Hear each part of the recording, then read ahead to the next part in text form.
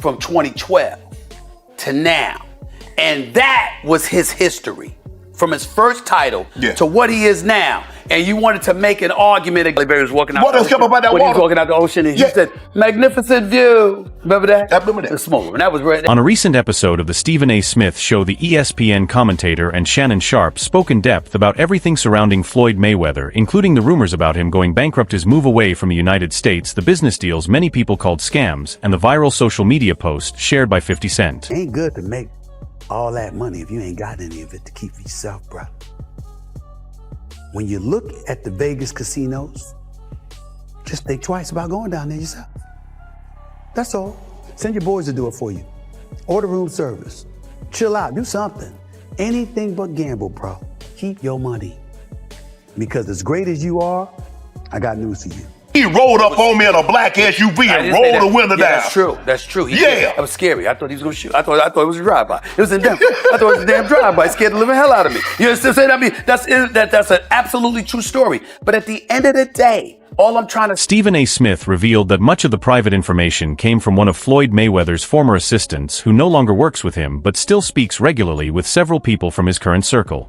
He began by telling viewers that Floyd Mayweather was honestly out of money. He also explained that being broke did not mean Floyd could not still buy costly and luxury things, but that his debts had become so large that everything he owned would not be enough to fully pay them off. He owed that money to the IRS. How much does he owe? It's in the $20+ million range. It's a lot of money, man. But it's not something that he's been, it's not like deception. No. It's just neglect to pay. Neglect. And it's also like, I think, and there is like a truth to this, he makes so much money. He said there is strong evidence showing that Floyd Mayweather is seriously struggling financially. According to him, this does not mean Floyd has no money left because he still owns many expensive things, but the amount of debt hanging over him is so massive that if every payment became due, it could wipe out everything he currently has. Wow, no, they call him Money Mayweather. Bro, where's your money? He's walking around in women's Fendi clothing, taking, no disrespect. Shannon then pointed out that Floyd Mayweather still owed a massive 8-figure amount in unpaid taxes going back to 2017 after his fight with Conor McGregor, which became one of the biggest money-making boxing events ever with 4.3 million pay-per-view purchases, placing it just behind the Mayweather versus Manny Pacquiao showdown. He to go. He to go. He's not. Say it with me. He's not. He to go. He's not. I just got off the phone with MJ last night. Okay. Just to remind him. You should have hung up on him. I hung up on that. Yeah. Say to go. The blasphemy coming out of your mouth right now. Okay. It's okay. You can believe that. You can believe that. The man still going to 21. But we'll do it. I'm sure. You know what? For years, Floyd Mayweather somehow managed to avoid serious punishment over his tax problems, but Stephen A. Smith shared an important detail that was passed on to him. He explained that this does not mean Floyd ignored taxes completely during the past 8 years because he has paid several millions, but the amount was still far below what he actually owed. At the same time, his expensive and flashy way of living only made the situation worse. Shannon Sharpe was especially disappointed by this because he believes Floyd still acts too much like a child and has not fully stepped into the responsibilities of being a father. Don't need to be nobody there. Here's what's gonna hurt you. Here's what's gonna hurt you. Because you see, when you talking like that, people are like, but that. Nope. I'm gonna sit back and let you talk. And then I'm gonna say, you finished? Are you finished? You sure? No. And then you're gonna be like, nah. And I'm gonna say, you gotta wait now. Because I waited. Here I come. Probably a point when they're like, hey, it's time to pay your taxes. And you go like, all right, here's a check for $25 million. That's an incredible amount of money. And then they go, that's true, but you owe 50 more. And he's just like, that can't be right. I've given you $25 million. Yeah, he's bought over 100 luxury cars in the same deal. It is disappointing to watch a father behave like that because many people wonder how he can properly guide his children. If Floyd stepped away from a non-stop flashy lifestyle, he could still live very comfortably without carrying heavy debt. He owns many cars that may sit unused for years, along with expensive jewelry he rarely puts on. Over time, he spent huge amounts of money on both necessary and unnecessary things. Stephen A. Smith also shared his opinion on this situation. Even though Floyd Mayweather presents himself as one of the biggest names in real estate, Stephen A. Smith admitted that the reality behind it may not be exactly what people believe. Deal with the tsunami that I'm gonna rain down upon you when it comes, especially to that subject. He warned that anyone speaking on that topic would have to deal with the pressure and backlash he planned to bring, especially when it came to those claims. According to him, every statement Floyd makes about real estate investments is completely false. He said Floyd mainly spends his money on clothes, shoes, and luxury cars, and even a small child knows those things are not real investments. This argument gained more attention after federal investigators entered Floyd Mayweather's home during the controversy. Homeland Security agents searched the property while Floyd was absent, and during the operation they reportedly found several unusual things and removed important items from the residence. Which is why I sit here with sadness today to report to you that I'm incredibly disappointed in one of my all-time favorite fighters, my brother, Floyd Money Mayweather. First, the agents reportedly discovered several fake real estate papers connected to Mayweather. There were multiple unauthorized property documents that he allegedly used to mislead different people, businesses, and organizations. Along with those papers, several pieces of jewelry were also taken during the search, as the home was sealed and everyone inside was ordered to leave the property until authorities could locate Floyd Mayweather, who had already left the country at that time. One of the biggest documents investigators focused on was the paperwork tied to the $400 million property Floyd claimed to own in Manhattan, New York City. After a deeper investigation, officials reportedly concluded that the entire claim was false. You told me the storm was coming. Right. See, your storm happened for 9 years, then took 2 years off. Right. And it happened for 3 years, Yep. and took another 3 years off. That's right. And then it kind of just was like drizzling. Right. My storm been going for 21 years raining. You can say that. Shannon Sharpe once again brought up how Mayweather proudly revealed what he called the biggest business deal of his life, which involved buying a huge group of 62 apartment buildings in Upper Manhattan. Floyd Mayweather strongly stated that every one of the properties belonged completely to him and that no partners were connected to the deal. In a video shared on his Instagram page, he was seen walking through some of the buildings while showing different parts of the properties. He also claimed that all the retail spaces attached to those buildings were fully owned by him as well. We don't get to ignore those first 7 or 8 years where there were a couple of occasions where, one, he was accused of quitting, and and I don't believe that, by the way. I don't believe they that. accused Noah of drunkenness. No. I'm talking about his God still gave him the heart. I got you, but yeah, I feel you. But it's true, but it's still accused of drunkenness. Oh. But the point is, His closing message was that anyone could achieve the same success because, according to him, it was all about making powerful business moves.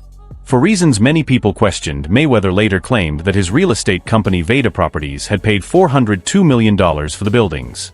However, based on information shared by Stephen A., those statements did not seem to line up with the facts. Even a month after Mayweather made the announcement, ownership of the buildings had still not changed. Records from New York City property offices, which are normally updated shortly after a sale, also showed no sign that the properties were close to being officially transferred to Mayweather, according to several experts. People into my lifestyle, showing the people how I live. Now, I know you guys see me on a regular talking about real estate. Well, lately, I purchased 62 apartment buildings in New York City. And what I need you guys to do, slide over and check out the photos. It's not all 62 buildings, it's a few buildings, but guess what? All the buildings belong to me. I don't have no partners. And all the retail down low on my buildings all belong to me. I know you like to make money. You're never going to stop making money. Very, very few people on the planet know how to make money like you know how to make money. But some of this stuff has got to stop. According to Shannon Sharpe, the NYC Housing Partnership, which is a non-profit organization connected to most of the properties in order to help secure tax benefits grants and keep the apartments affordable, stated through a spokesperson that it had received no notice about any upcoming sale. The spokesperson explained that the organization had not been informed about any completed deal pending transaction or ownership change. Normally, the partnership would be directly involved and notified during any transfer process, but that never happened. Stephen A. Smith also shared that someone closely connected to the agreement with Mayweather revealed that Floyd only bought a small minority share in the portfolio with a chance to increase his ownership later or eventually purchase all of the buildings completely. Do the same. It's all about making power moves. Yeah, I think it's fine. Yeah. And I'm pointing like this because all of them. We're in New York City right now. We're in Manhattan. That's what we do. Come on. You know what I'm doing?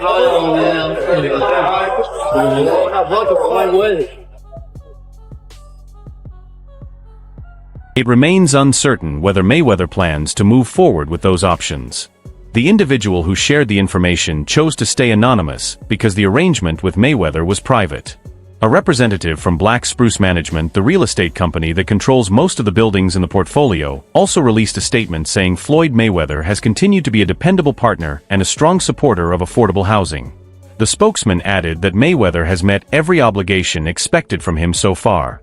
Meanwhile, Mir Orbach, the head of the Orbach Group, which owns the remaining few properties in the portfolio, according to public records, did not answer repeated phone calls or emails regarding the possible purchase.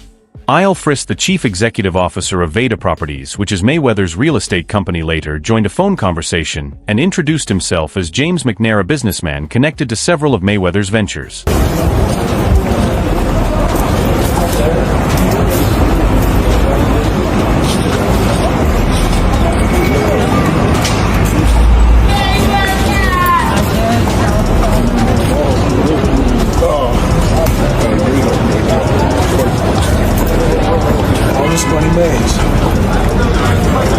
No partners. All by myself. Over 1,000 apartments. I'm just getting started. Surprisingly, the man's voice sounded completely different from previous recordings of McNair that were already available. The caller continued to insist that Mayweather had successfully acquired the portfolio, but refused to speak publicly about the full details of the deal. He also explained that Mayweather grew up in affordable housing during his childhood and was interested in the properties partly because many of the apartments were rent regulated. I believe in building generational wealth. Even like when my children, all 4 of my children are adults. And I told them, no more handouts. Because I feel like I'm hurting my children just by, I give them money, they go shopping, they put gas in their car, they party, they come back, I need money. He also explained that Mayweather liked the idea because he could support the community while still making money from the investment. According to him, once Floyd understood that concept, he became fully interested and said he wanted to own the entire portfolio. McNair later stopped responding to phone calls and text messages, while lawyers representing Mayweather also gave no comment on the matter. This agreement was reportedly one of several major real estate projects Mayweather has promoted over the years. More than 10 years ago, a random meeting appeared to help Floyd build valuable relationships in commercial real estate. During a Knicks game, Mayweather ended up sitting beside Jeff Sutton, a well-known owner of retail property in Manhattan, and Andrew Matias, who at the time worked as a senior executive for the major commercial landlord SL Green. The 3 men quickly connected and formed a friendship. According to 2 individuals who witnessed the meeting, both Sutton and Matias later advised Mayweather on different real estate investments. I give them money, I buy them houses, I buy them cars, told them, listen, if you guys go to school or you work in one of my businesses, then you can branch off, get your own business, and I'll put the money up to help you start a business, but I need you guys to take what I've already started and triple and double that. And then I need my... During a podcast appearance in 2022, Mayweather explained that while he was still active in boxing, he made his first move into commercial real estate with support from his former manager Al Heyman, along with several Jewish and white friends. He said he first invested $5 million into commercial properties and later started earning around $50,000 each month, which he described as a strong 12% return on his investment. In the same interview, Mayweather also hinted that he owned a share in One Vanderbilt, a 1,400-foot office tower in Manhattan operated by SL Green.